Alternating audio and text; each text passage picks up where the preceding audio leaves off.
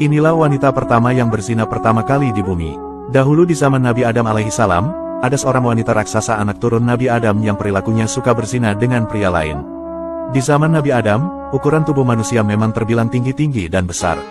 Tinggi mereka yaitu 60 atau sekitar 30 meteran. Zina merupakan perbuatan dosa besar yang dilarang Islam.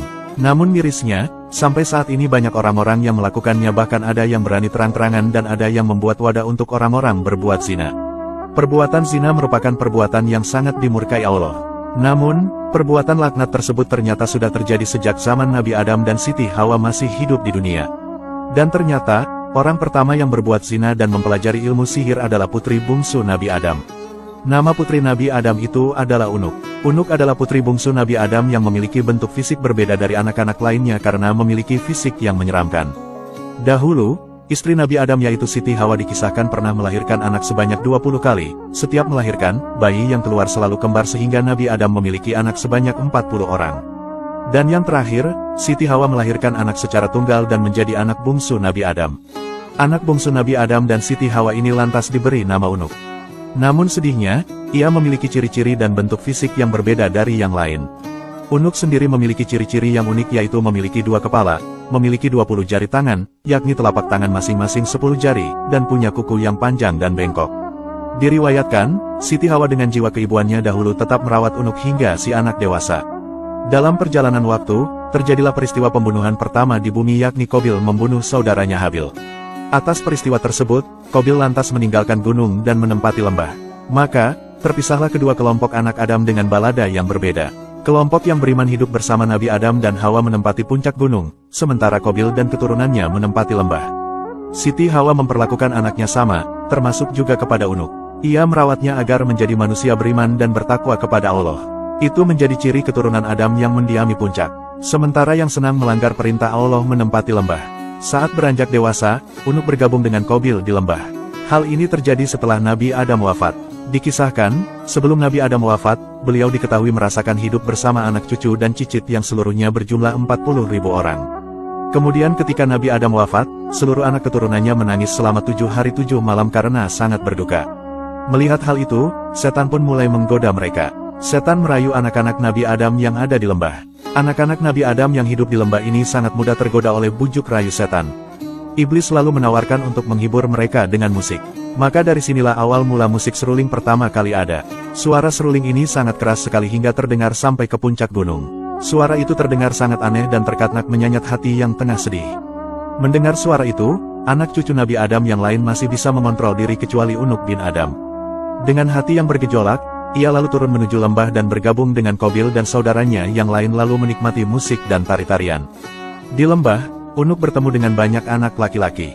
Dan disitulah Unuk mulai kecanduan hubungan bebas. Ia banyak menggauli laki-laki dan setiap berjumpa dengan lawan jenisnya, ia melakukan hubungan intim. Sehingga tanpa disadari, ia mengandung tanpa tahu siapa ayah anak yang ia kandung. Unuk sendiri tidak berparas cantik seperti saudari lainnya, bahkan dalam beberapa kitab, Unuk memiliki paras buruk rupa sehingga mustahil ada lelaki yang suka padanya. Namun meski begitu, ternyata Unuk punya ilmu sihir yang kemudian membuat banyak lelaki terperdaya dengan sihirnya itu. Kemudian, Unuk bisa menaklukkan setiap lelaki yang dikehendakinya. Saat Unuk bermukim di suatu lembah, dirinya berjumpa dengan banyak lelaki. Karena adanya godaan setan, Unuk pun lantas berbuat zina dengan para lelaki itu. Bahkan mirisnya, setiap bertemu laki-laki Unuk selalu melakukan perbuatan zina. Tanpa disadari, Unuk pun lantas hamil tanpa tahu siapa ayah dari anak yang dikandungnya. Atas perbuatan buruknya tersebut, Unuk akhirnya melahirkan anak lelaki bernama Auj bin Unuk. Mengetahui peristiwa memalukan itu, Siti Hawa lantas sangat sedih atas kelakuan putrinya itu. Siti Hawa pun kemudian berdoa kepada Allah agar anaknya tersebut segera lenyap dari muka bumi. Kemudian, Allah pun mengutus singa yang sangat besar yang melebihi ukuran gajah. Singa itu kemudian menyerang Unuk, merusak seluruh badannya, dan kemudian menyebabkan ia mati dalam keadaan mengenaskan. Itulah kematian pertama manusia oleh serangan binatang. Unuk sendiri mati setelah setahun melahirkan Auj. Selanjutnya, Auj tumbuh menjadi orang yang sangat besar tubuhnya. Tingginya sendiri mencapai 600 siku orang dahulu, yaitu sama dengan 1,5 siku orang sekarang, dan lebarnya seukuran itu. Sampai-sampai, ada sebuah riwayat yang mengatakan bahwa ketika angin topan datang, angin tersebut tingginya tidak melebihi lutut Auj. Apabila duduk di atas gunung, tangan Auj bisa diulurkan ke laut untuk mengambil ikan. Dan apabila dia marah kepada sebuah penduduk kampung, dia mengencingi mereka sehingga mereka tenggelam dalam air kencingnya. Diriwayatkan, pada era Nabi Nuh, Auj bin Unuk berjasa membantu sang Nabi mengangkut kayu-kayu besar untuk membuat kapal. Dikisahkan, Allah dahulu memerintahkan Nabi Nuh pergi ke Kufah untuk mengangkut pohon saj. Tetapi, Nabi Nuh bingung bagaimana cara mengangkutnya. Maka, Allah memberi wahyu kepadanya bahwa Auj bin Unuk bisa memikulnya. Setelah Allah memberi wahyu kepada Nabi Nuh bahwa yang mampu memikul kayu itu adalah Auj dari Kufah ke tanah Hira, maka Nabi Nuh mendatangi Auj dan memintanya memikulkan kayu tersebut untuknya. Auj lalu berkata, "Aku tidak akan memikulnya kecuali engkau mengenyangkanku dengan roti." Nabi Nuh lalu memberi Auj sepotong roti kecil. Melihat itu, Auj pun tertawa dan berkata, "Seandainya roti ini sebesar gunung itu, ia tidak akan membuatku kenyang, apalagi roti ini hanya selembar." Nabi Nuh lalu berkata, "Bacalah bismillah, kemudian makan potongan roti ini niscaya kamu akan kenyang."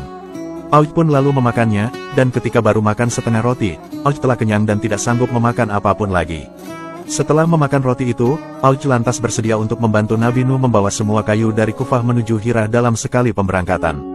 Tatkala Nabi Nuh merampungkan bahtera dan banjir mulai datang, Auj memohon kepada Nabi Nuh agar ia diberi tempat dalam bahtera tersebut. Tetapi, Nabi Nuh menolak keinginannya itu. Saat banjir melanda seluruh dunia, tinggi air tidak mencapai lutut Auj. Akhirnya, Auj pun tetap hidup hingga masa Nabi Musa alaihissalam. Namun di masa itu, Auj membenci Nabi Musa dan ingin membunuhnya. Dia menghampiri tentara Musa untuk mengetahui jumlah mereka. Dia mendapatkan mereka hanya kumpulan orang dalam satu farsak.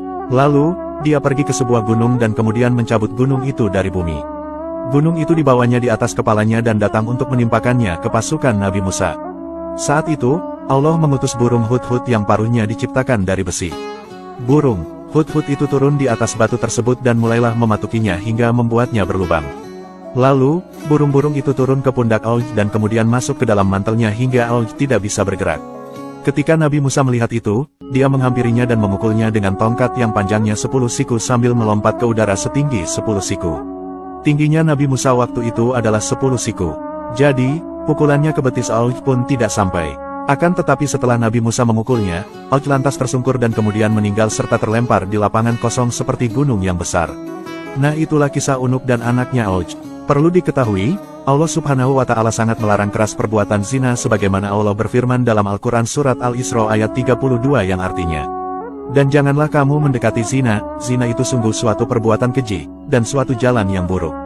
Quran Surah Al-Isra ayat 32. Dalam sebuah hadis yang diriwayatkan oleh Ibnu Majah, dari Utsman bin Affan bahwa ia mendengar Nabi Muhammad bersabda, "Tidak halal darah seorang muslim kecuali karena salah satu dari 3 perkara berikut. Yaitu lelaki yang berzina sedangkan ia telah menikah, maka dirajam hingga mati, atau lelaki yang membunuh jiwa tanpa alasan yang dibenarkan, atau lelaki yang murtad setelah Islam." Hadis riwayat Ibnu Majah. Nabi Muhammad juga bersabda, bahwa dua-dua orang yang berzina dan tidak bertaubat maka tidak akan dikabulkan sebagaimana hadis dari Utsman bin Abu Al-Ashar, bahwa Nabi Muhammad pernah bersabda yang artinya, "Pintu-pintu langit akan dibuka pada pertengahan malam, lalu berserulah malaikat. Siapa saja yang berdoa pasti akan dikabulkan. Siapa saja yang meminta pasti akan diberi. Siapa saja yang dalam kesulitan, maka akan diringankan." Tak henti-hentinya seorang muslim berdoa melainkan telah dikabulkan oleh Allah kecuali wanita pezina yang berkeliaran menjajakan kemaluannya atau pencatut uang rakyat.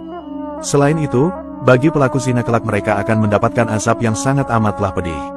Nabi Muhammad bersabda, "Belajarlah dariku, belajarlah dariku. Allah telah memberi jalan keluar bagi mereka. Perjaka yang berzina dengan gadis didera 100 kali dan diasingkan, laki-laki yang sudah menikah berzina dengan perempuan yang sudah menikah maka didera 100 kali dan dirajam." Hadis riwayat Muslim.